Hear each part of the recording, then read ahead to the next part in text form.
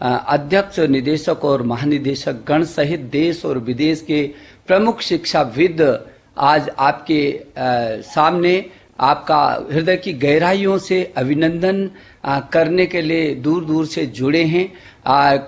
कस्तूरी रंगन जी स्वयं और अपनी कमेटी के तमाम सदस्यों के साथ आज यहाँ पर उपस्थित हैं और इसलिए मैं कस्तूरी रंगन जी का भी हृदय की गहराइयों से अभिनंदन कर रहा हूँ। प्रधानमंत्री जी, पद्म भूषण कस्तूरी रंगन जी की अध्यक्षता में जो ये एनईपी की कमेटी है, ये पूरी दुनिया का सबसे बड़ा नवाचार के रूप में मुझे लगता है कि होगी, जिसमें 2 लाख से अधिक ग्राम समितियों के साथ 1000 से अधिक विश्वविद्यालय, 33 करोड़ छात्र छात्राओं के अभिभावकों से परामर्श, सारे अध्यापक गण, विशेषज्ञ गण, सभी एनजीओ, जनप्रतिनिधिगण, देश भर के सभी शिक्षा मंत्रियों से एक बार नहीं बल्कि कई बार, देश के मुख्यमंत्रियों से तमाम समय समय पर संवाद और जनप्रतिनिधि से लेकर के जो पब्लिक डोमेन में डालने के बाद 2.25 लाख से भी अधिक जो सुझाव आए हैं, उसके व्यापक विश्लेषण के बाद जो ये अमृत निकल करके प्रधानमंत्री जी ये हमारे सामने आया है। मैं ये समझता हूं कि जो आपके नए भारत के निर्माण का प्रधानमंत्री जी संकल्प रहा है, ऐसा भारत जो स्वच्छ भारत हो, स्वस्थ भारत हो, समृद्ध भारत हो, सशक्त भारत हो, श्रेष्ठ भारत हो, आत्मनिर्भर भारत हो और एक भारत हो, और जिसका रास्ता आपने प्रधानमंत्री जी का हमको दिया है कि make in India, digital India, skill India, startup और स्टैंड अप, इस रास्ते से भी होकर के आपने जो एक और मंत्र सूत्र दिया कि सबका साथ, सबका विकास और सबका विश्वास लेकर के उन नीति पर, वो आपके विजन पर प्रधानमंत्री जी ये जो नई शिक्षा नीति आई है, वो यूनेस्को के उस लक्ष्य को, जो सतत विकास के लक्ष्यों को प्राप्त करने का उसका लक्ष्य है, उसको भी केंद्रित करती है, उसको भी, उस लक्ष्य को भी प्राप्त करने की इसमें क्षमता है। प्रधानमंत्री जी, आपने हमेशा कहा है कि ये 21वीं सदी ज्ञान की सदी है, और जो प्रधानमंत्री जी आपके नेतृत्व में मैं समझ सकता हूं कि कितनी बार ये एक शब्द इस नई शिक्षा नीति का आपसे होकर के गुजरा है, बार बार आपका मार्गदर्शन जो हमको मिला है, और मैं समझ सकता हूं कितनी संवेदनशीलता से प्रधानमंत्री जी आप कितने चिंतित थे इस नई शिक्षा नीति को लाने के लिए। 1 बार नहीं, 2 बार नहीं, 3 बार नहीं, 4 बार सहित बार आपने हमारा मार्गदर्शन किया।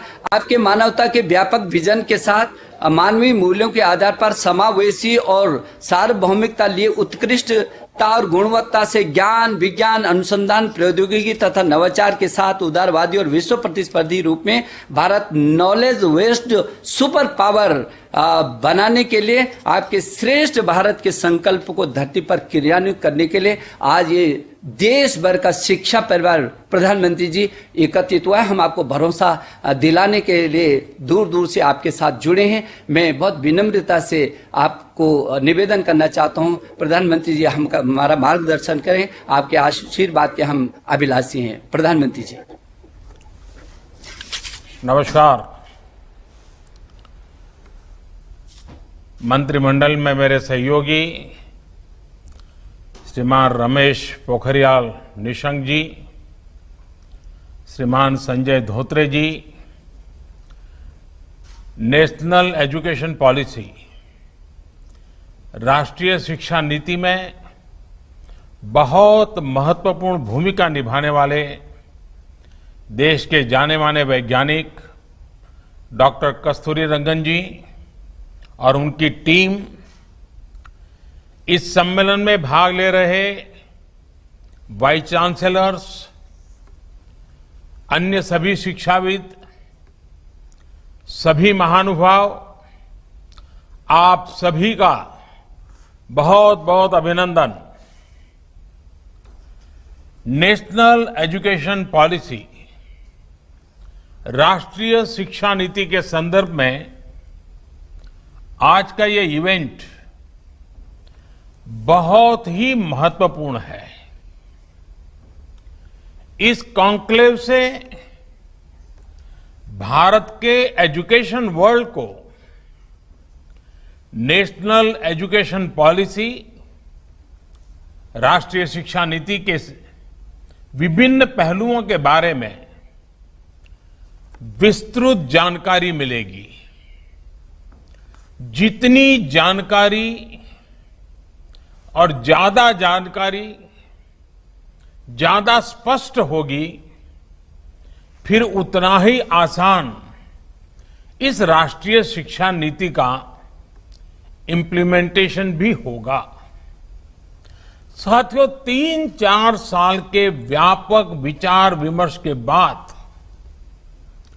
लाखों सुझावों पर लंबे मंथन के बाद राष्ट्रीय शिक्षा नीति को स्वीकृत किया गया है।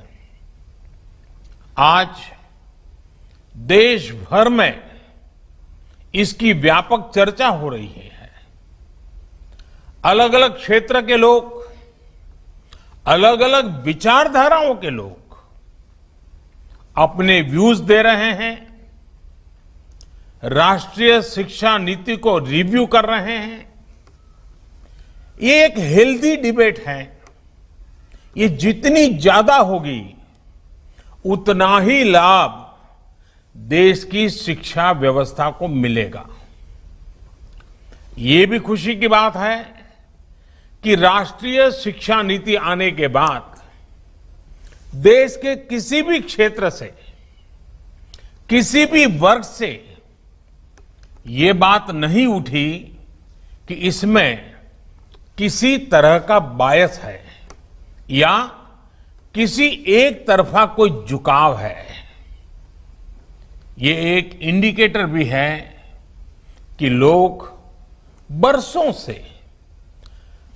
से चली आ रही एजुकेशन सिस्टम में जो बदलाव चाहते थे वो उन्हें देखने को मिले हैं। वैसे कुछ लोगों के मन में ये सवाल आना बहुत स्वाभाविक है कि इतना बड़ा रिफॉर्म कागज पर तो कर दिया, लेकिन इसे जमीन पर कैसे उतारा जाएगा? यानी अब सबकी निगाहें इसके इम्प्लीमेंटेशन की तरफ है। इस चैलेंज को देखते हुए व्यवस्थाओं को बनाने में जहां कहीं कुछ सुधार की आवश्यकता है, वह हमें सबको मिलकर के करना है और करना ही है।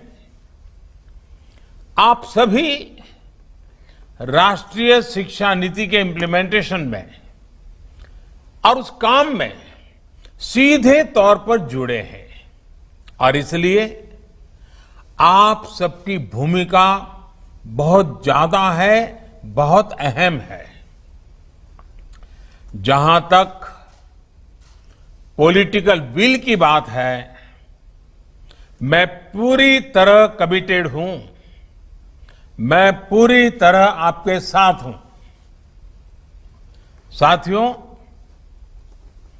हर देश अपनी शिक्षा व्यवस्था को अपनी नेशनल वैल्यूज के साथ जोड़ते हुए अपने नेशनल गोल्स के अनुसार रिफॉर्म्स करते हुए आगे बढ़ता है। मकसद ये होता है कि देश का एजुकेशन सिस्टम अपनी वर्तमान और आने वाली पीढ़ियों को फ्यूचर रेडी रखे, फ्यूचर रेडी करें। भारत की नेशनल एजुकेशन पॉलिसी, राष्ट्रीय शिक्षा नीति का आधार भी यही सोच है।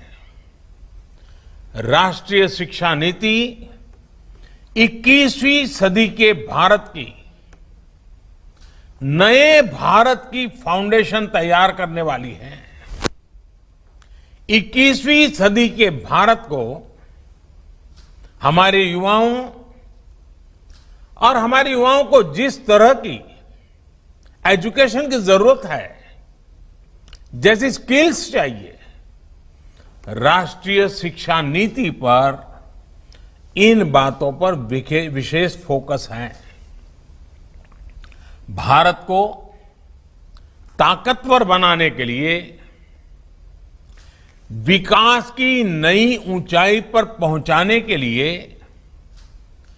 भारत के नागरिकों को और सशक्त करने के लिए, उन्हें ज्यादा से ज्यादा अवसरों के उपयुक्त बनाने के लिए इस एजुकेशन पॉलिसी में खास जोर दिया गया है।